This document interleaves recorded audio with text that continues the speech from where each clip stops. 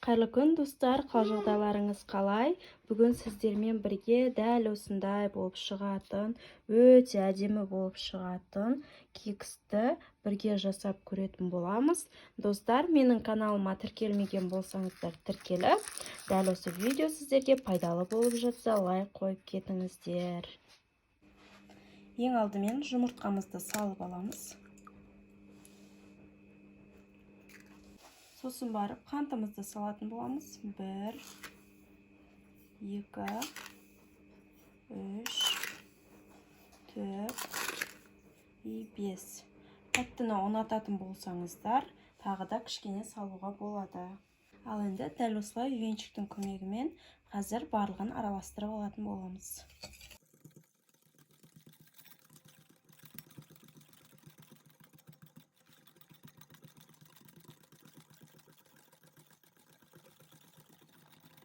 Мен барлығын дәл осылай стаканмен, қасықпен өлшеп салдым. Ешқандай таразысыз жасалады.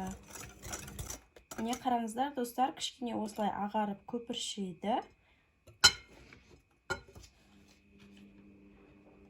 Ал енді үстінен сұйық майымызды құямыз. 1, 2, 3. Бұны да бір рет жақсылап араластырып жібереміз.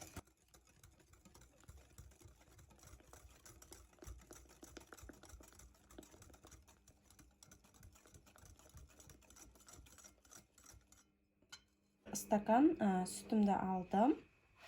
Осыны қазір үстіне құямыз.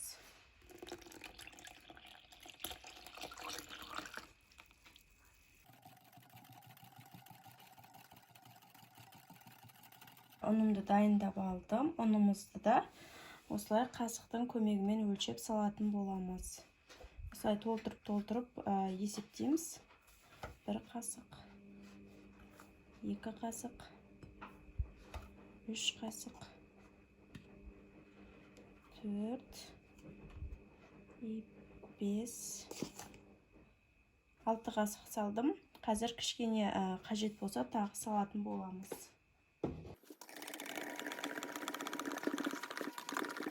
Тағы да ұнымызды саламыз. 7-ші қасық, 8-ші, 9, 10. Арасында міндетті түрде сода қоссаңыздар, осылай кішкене жарты шай қасық немесе қопсытқыштарыңыз болатын болса, 1 қасық қоссаңыздар болады. Барлығын араластырамыз.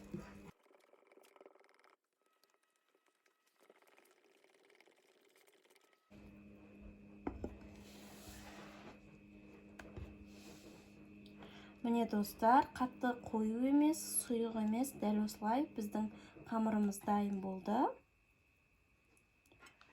Ал енді мен сәнді көріну үшін дәл осылай арасына шоколад қосып жіберейін деп тұрмын. Осындай менде қара шоколадтар бар. Кондитерлік дүкендерде сатылады кез келген. Сіздер қоссаңыздар да, қоспасаңыздар да өздеріңіздің еріктеріңіз. Мен әдемі көріну үшін осылай қосып жатырмын. Мұнда кішкене араластырып жібереміз.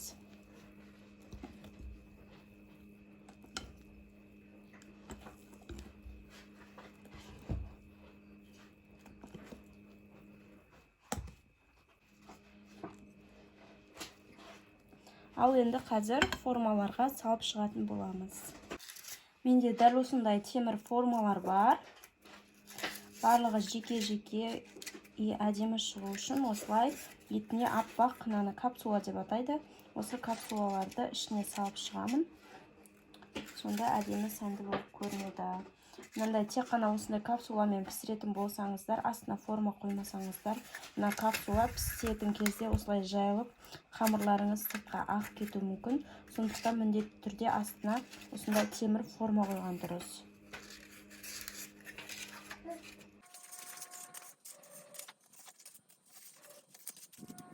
Бұл аралықта біз қазір пешімізді қыздырып қойдық. Ал енді пешіміз қызғанша осы капсулалардың ішіне қамырымызды салып шығатын боламыз.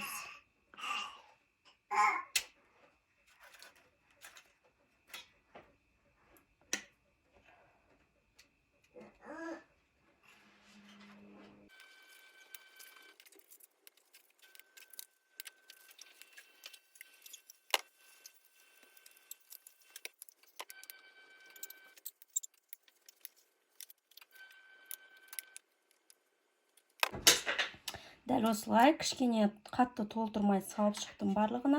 Қазір бұл пісіп жатқан кезде тағы да көтерілетін болады, соны да ескерсеңіздер болады. Менде кішкене қамырларым артып қалды, сондықтан осындай капкейкке арналған менде формалар бар. Қалғанын осыған пісіріп аламын.